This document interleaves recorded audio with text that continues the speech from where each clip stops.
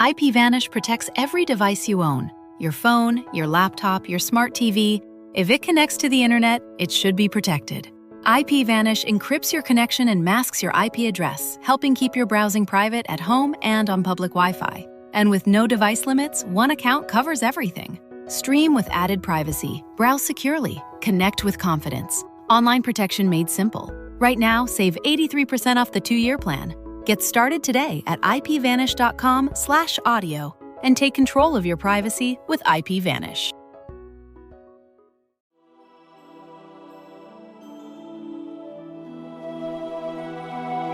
Welcome to the Lord of the Rings Lorecast, the show that explores the background of Tolkien's amazing world from the very beginning.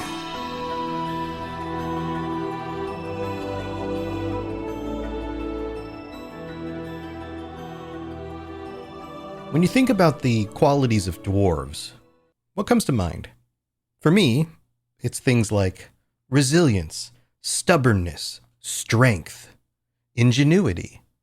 A lot of these kinds of qualities get thrown around when we talk about the dwarves, but yet in The Hobbit, we see less of these, or at least the dwarves are in such perilous situations that even though they are resilient and they do rise to the occasion, we get the glimpses of the, more real-world reactions to things. Their fear, their timidity, their apprehension. And if you didn't have a very dynamic understanding of the word bravery, you might look at what they do and how they react and think that they aren't brave, because they're scared a lot. Oftentimes they're scared to the point where they cannot think straight, and they need somebody like Gandalf or Bilbo to think for them. But that's not how bravery works. Bravery, as has been discussed many times over the years, is not about a lack of fear. It's about willing yourself forward in spite of fear. Somebody who doesn't have any fear can't be brave. Bravery is overcoming fear. And that is something that we see in the dwarves all the time. And sometimes it takes them a minute. They have to kind of gather themselves. They have to work themselves up. And sometimes they need somebody like Bilbo to light the way for them. But they still overcome that fear. They move forward. In today's section, we are finally moving in to the hoard of Smaug, into the deepest depths, Smaug's bedroom, which is now this treasure room containing all of the wealth of Erebor and probably more.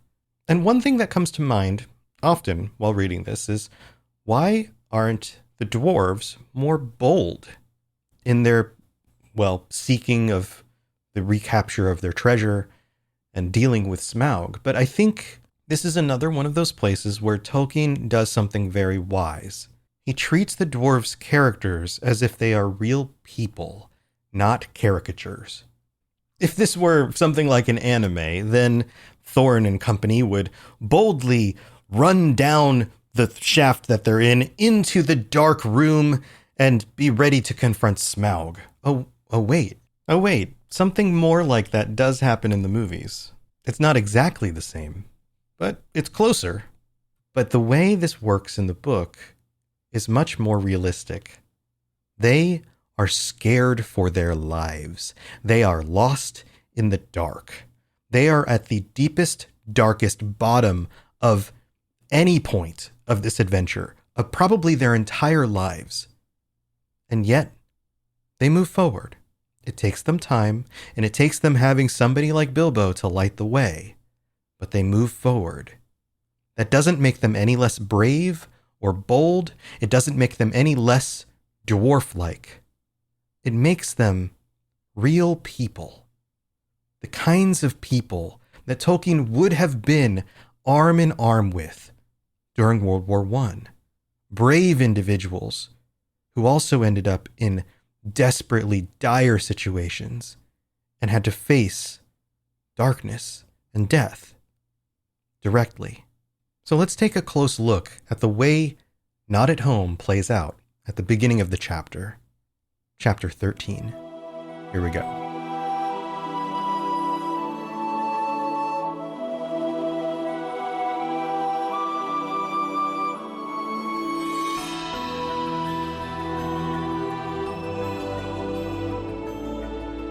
In the meanwhile, the dwarves sat in darkness, and utter silence fell about them.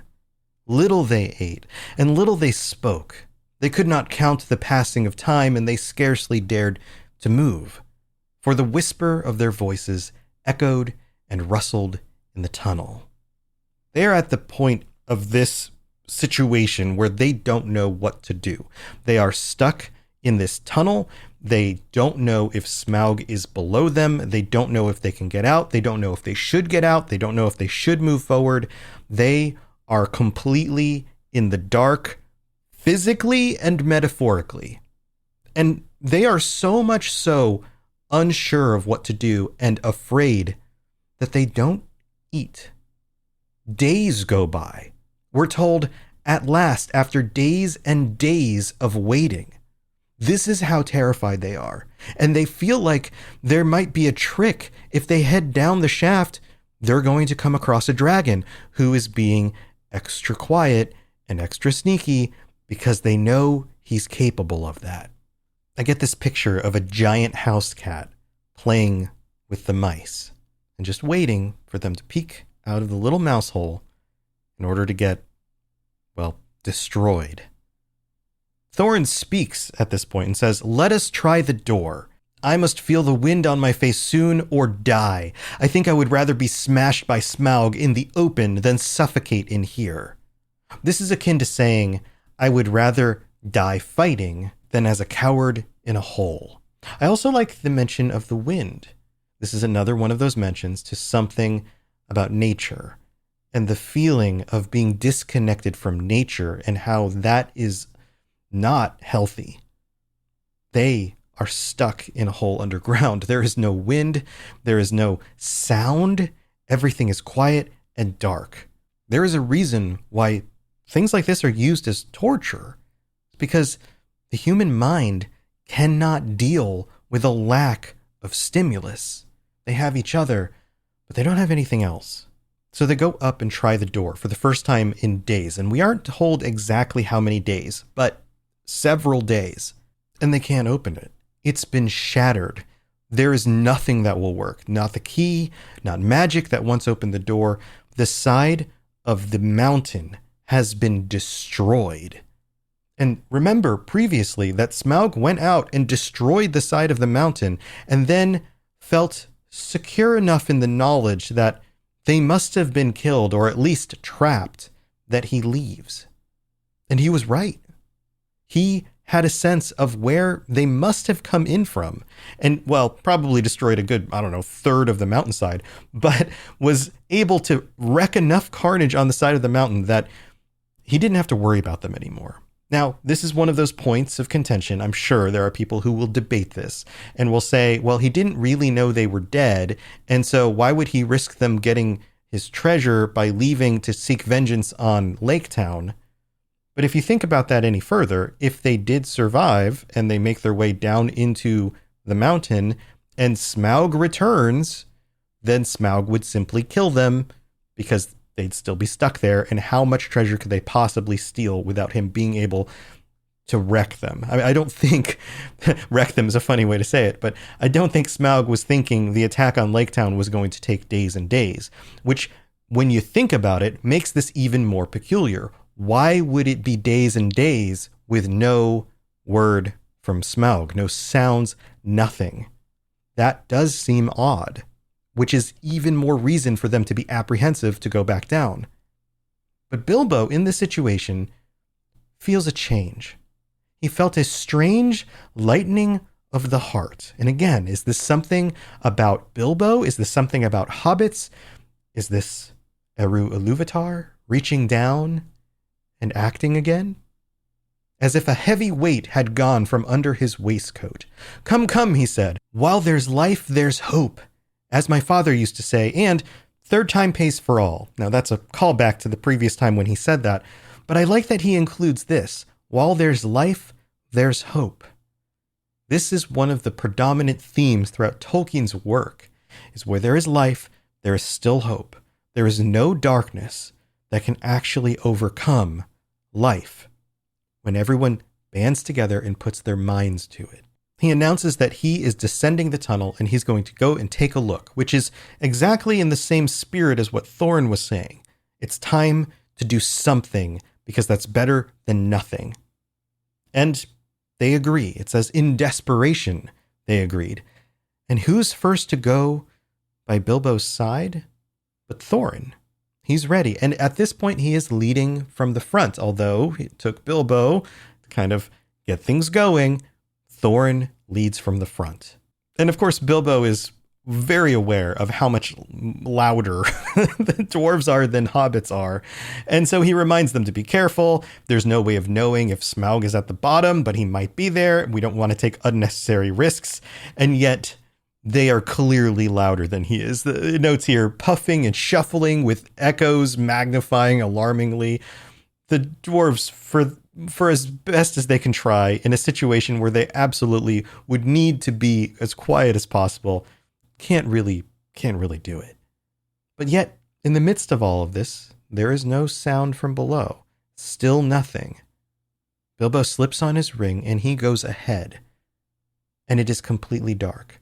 The fact that somehow there is still no sound is even more terrifying. Had they heard a snoring, sleeping dragon, at least they would know what they're up against. But no sound at all is somehow even scarier.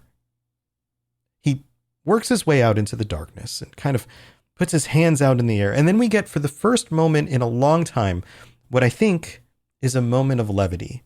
Unexpectedly, he put his hand on air, stumbled forward, and rolled headlong into the hall.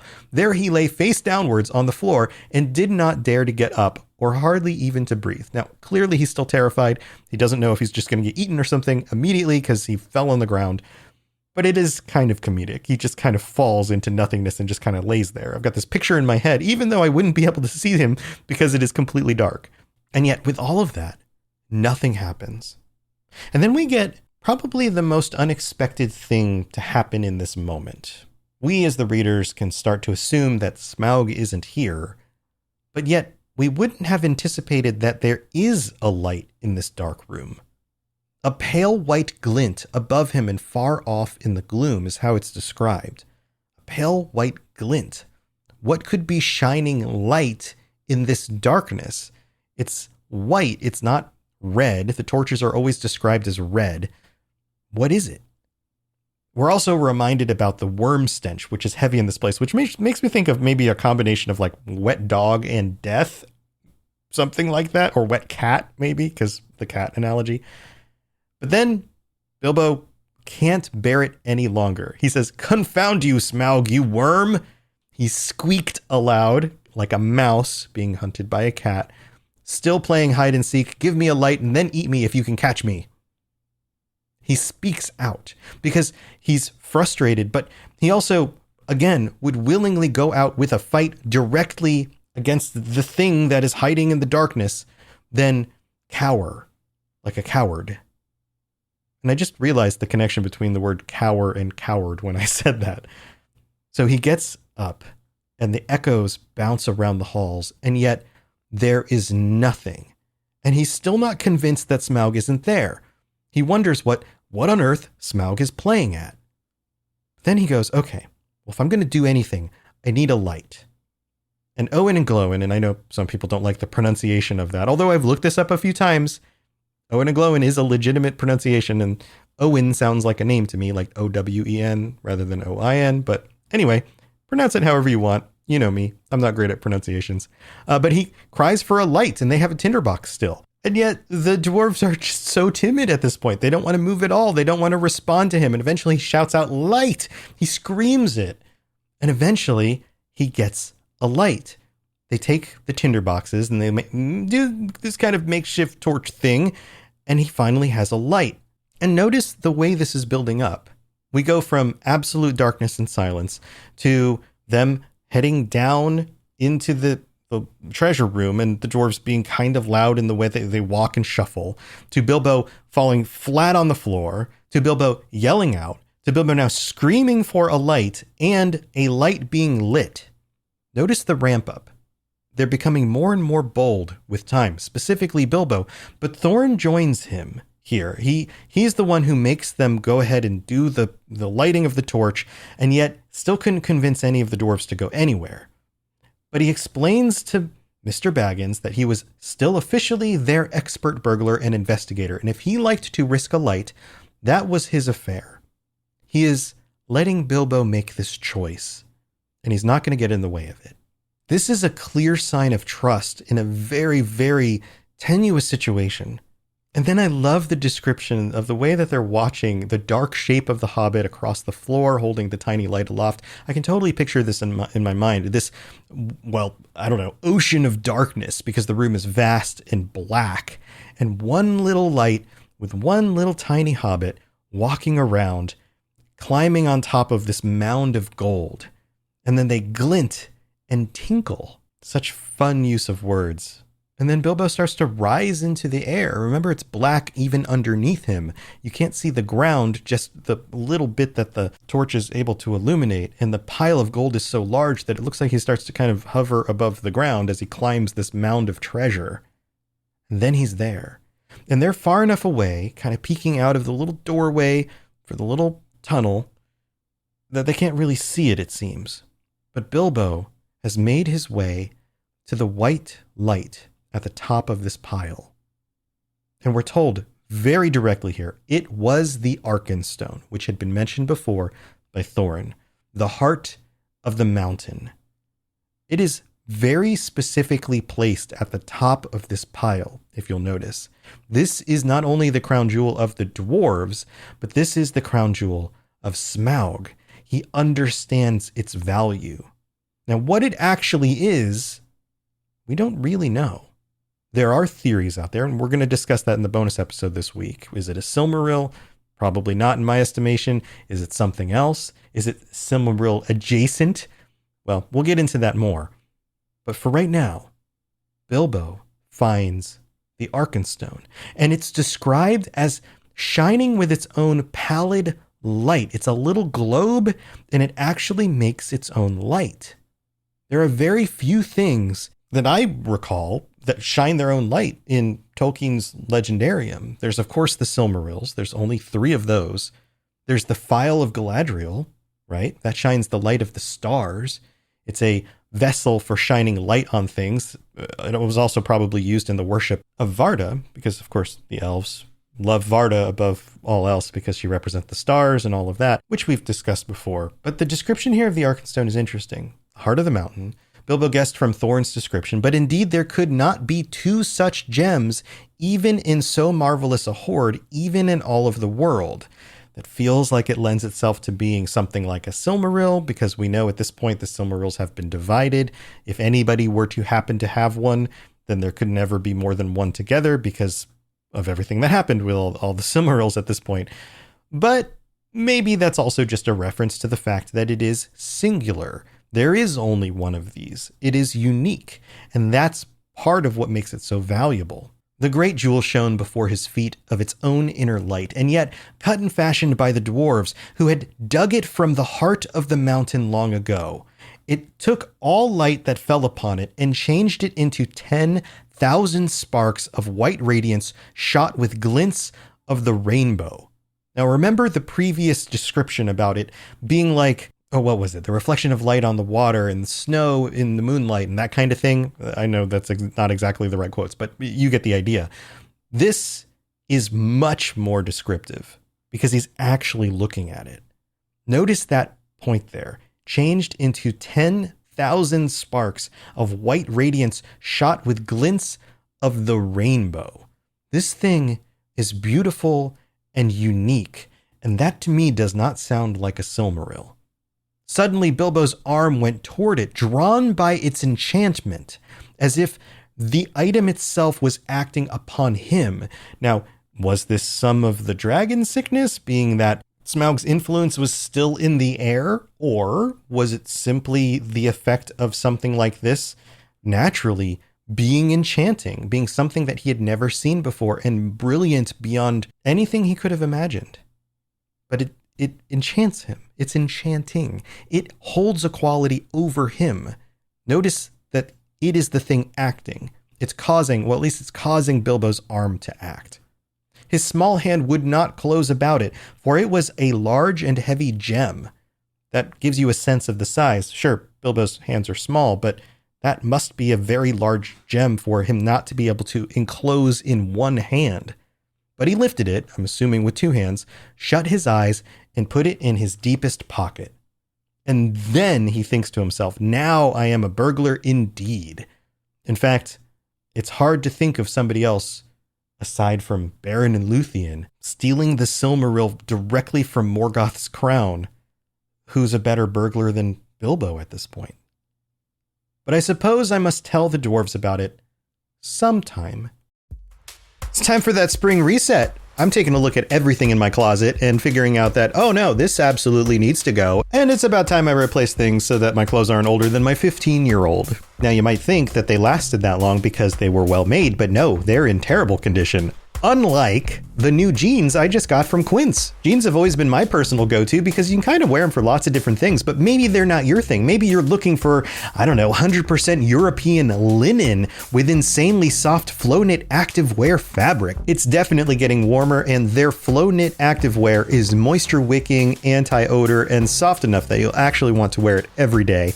So pick out what you want. You can't go wrong because they have prices 50 to 60% less than similar brands. And like I said before, they are high quality. I continue to wear their clothes all the time, and I know that these new jeans are going to last me a lot better than the other things in my wardrobe. And on top of it, they look great. They're so comfortable. And I spent just as much on the jeans that I am now cleaning out of my wardrobe. So if you're looking for something better, just all around better, go check out Quince. So go do it right now. Refresh your wardrobe with Quince. Go to quince.com/ringslore for free shipping and 365-day returns. Now available in Canada too. Go to quince.com/ringslore for free shipping and 365-day returns. Quince.com/ringslore.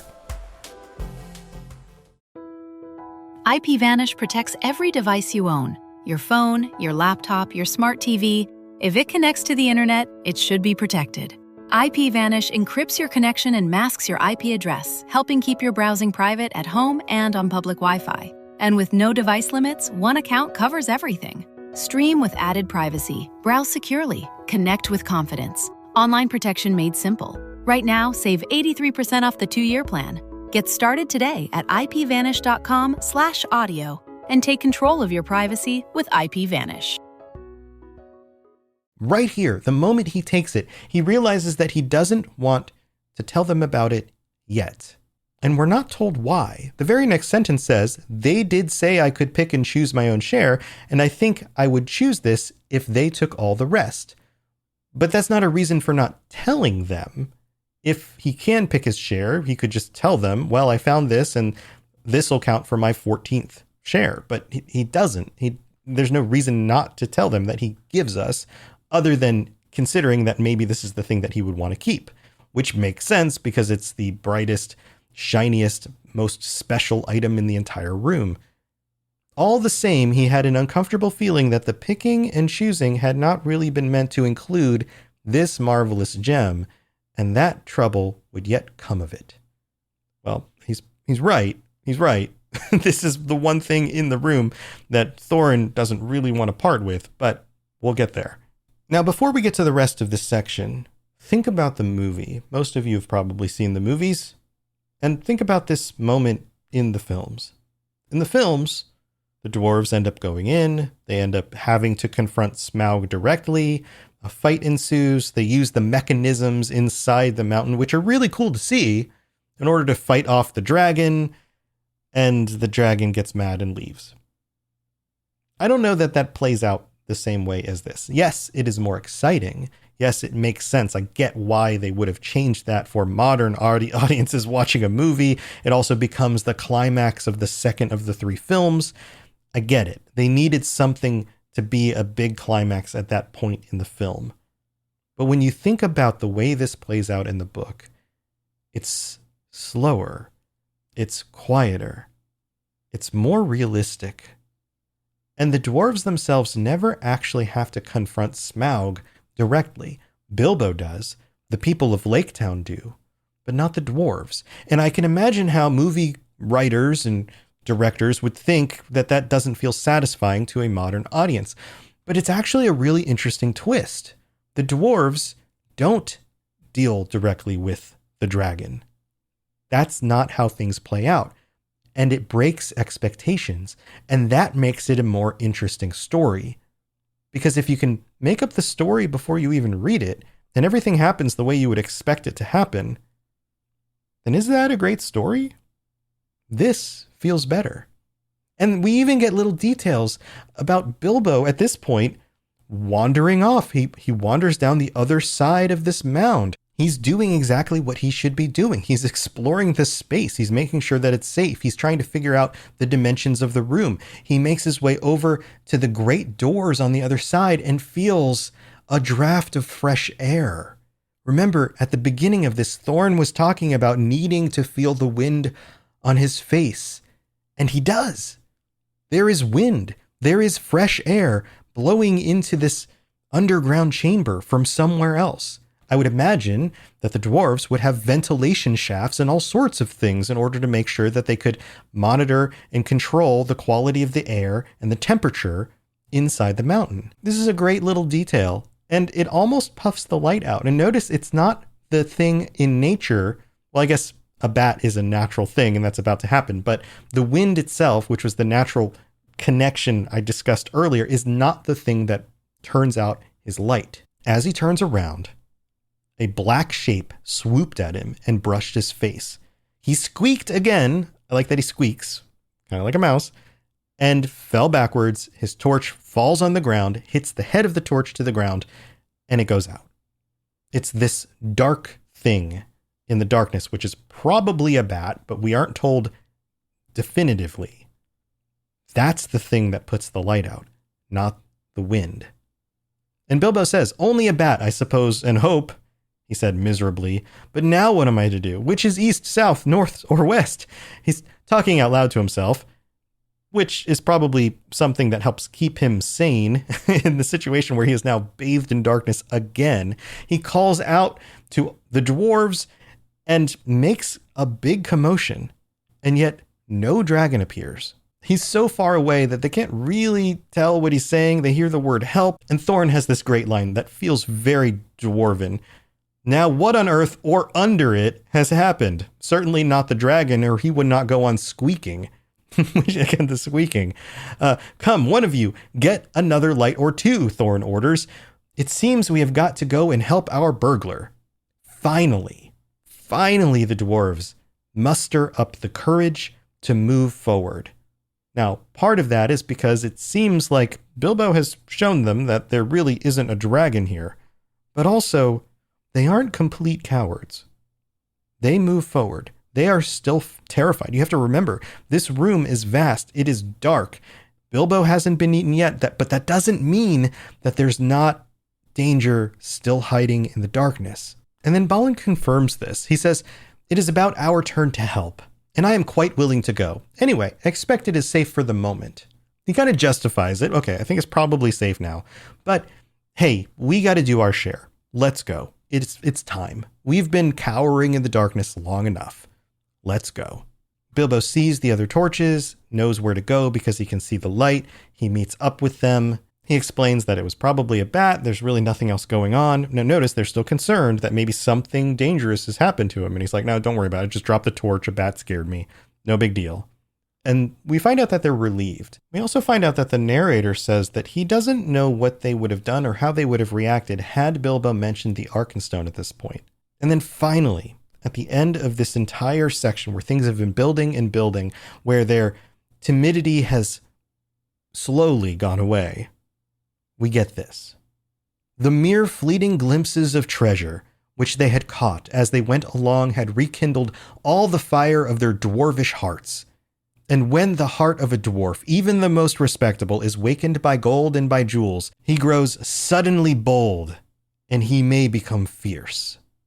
Finally, the dwarves are acting like dwarves again. You take a dwarf away from his treasure, and something is not complete. But you show him that treasure again, and they become emboldened. And this will carry forward in the rest of the story. The dwarves indeed no longer needed any urging. All were now eager to explore the hall while they had the chance, and willing to believe that, for the present, Smaug was away from home. Each now gripped a lighted torch, and as they gazed, first on one side and then another, they forgot fear and even caution. They spoke aloud and cried out to one another as they lifted old treasures from the mound or from the wall and held them in the light, caressing and fingering them.